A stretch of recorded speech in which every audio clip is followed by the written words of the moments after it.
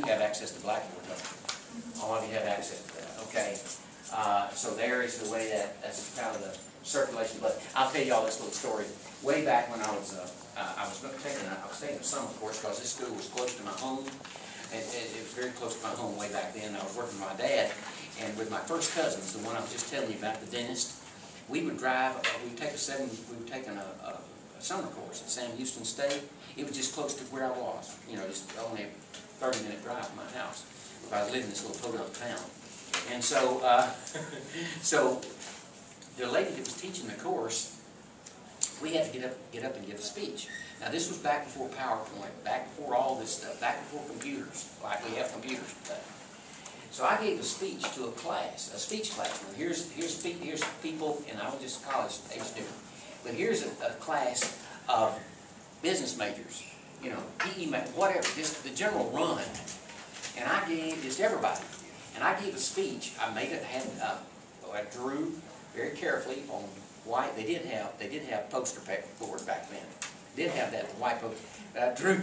But I discussed circulation of blood through a human heart, and told them how with all the little deal, but put it down on a level where the general, somebody not majoring about, hadn't had anybody where they can understand it, and told some things. They could hear some things that can possibly go wrong.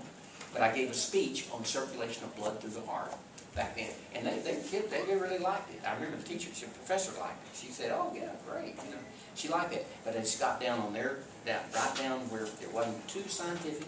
Kept the scientific terminology down a little bit. Just told about the valves. But there's the circulation right there. Pulmonary arteries, lung tissue, and so forth. Pulmonary, okay, everybody cool with that? You will need to be, now, you won't have to draw that. You will not have to draw that, but there will be questions on the test dealing with that. Okay? Okay, blood from the right atrium, what does the chamber of blood go? You know, that's a simple question, but where does something on that order, where does it go? Well, right ventricle, obviously. But what is the valve between the right ventricle and the pulmonary trunk? Well, pulmonary semi-lunar. All right, so anyway, now this is something you haven't had much of and we have to talk about. This is critical. This is so critical right here. It's blood supply to the heart. I was telling a few of you in the back of the room, statistics have come out by 2050. It's estimated that 1/3 of the population of the United States will have diabetes, will be type 2 diabetes.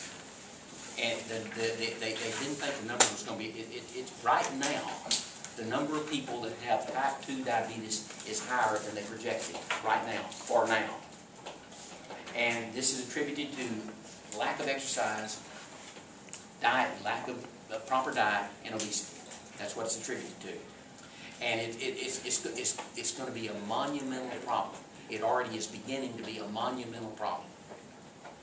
And so I just want to mention this to you. So in what we talk about now, diabetes, y'all, some people don't think about this, but diabetes is the #1 risk factor in heart disease. It is the #1 risk factor in heart disease. People with diabetes many times will develop these coronary problems. I'm just telling you all that. You're going into nursing. I'm just telling you that for your own good, just so you'll know. All right, right here, blood supply to the heart. Okay, blood supply to the heart. This right here is something that, you know, how do we got to keep this like it should be. We're going to talk about the left coronary, what it does, the right coronary, what it does, blood supply to the heart. Okay, so here's what I'm going to be talking about. The left coronary has the left anterior descending. That's the widowmaker. It supplies both ventricles. All right, then I'm going to say the circumflex artery, branch off the left coronary. It supplies the left ventricle and the left atrium.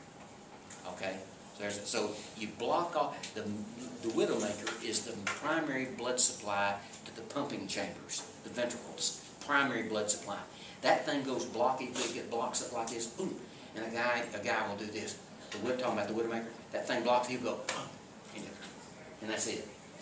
That's it. He's dead. He's DOS, dead on the spot when that blocks up. I mean, if it completely blocks, I mean, it kills right away. All right, now right here, everybody, arteries, coronary arteries originate as branches off the ascending aorta.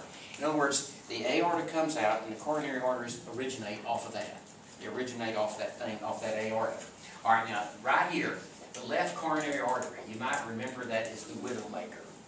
The widow, W-I-D-O-W, that was the widowmaker.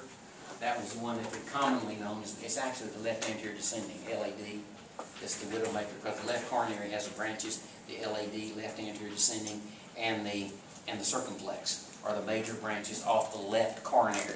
All right, now right here, everybody, anterior interventricular supplies the walls of both ventricles, and it's referred to as the LAD. LAD, left anterior descending, and you can still leave this left coronary as the widowmaker though. The left, it's primary, the left anterior interventricular would more likely fits the definition of the widowmaker, because the LAD, that branch right there is the major blood supply to both ventricles. If the ventricles stop, you and I stop, because the ventricles have to do this. They have to go like this, and they have to shoot blood into the aorta and the pulmonary, and the cardiac output will drop to 0, and that's all she wrote. It's all over with, baby. It's all done. It's a done deal. Okay, okay, now right here, everybody, look at this. The circumflex supplies the wall of the left ventricle and the left atrium. All right, now right here, there's another. So there's the circumflex off the left. Okay, the circumflex. So way high up in the left coronary artery, say it's way high up in the left coronary, and that would be the widowmaker. I mean, way high up in the left coronary, boom, it stops blood supply to both ventricles and the left atrium, shuts it down, doesn't it? Wouldn't y'all see that? It would shut it down. So those things happen on a daily basis. What did I read y'all? What did I read y'all about this the other day? I read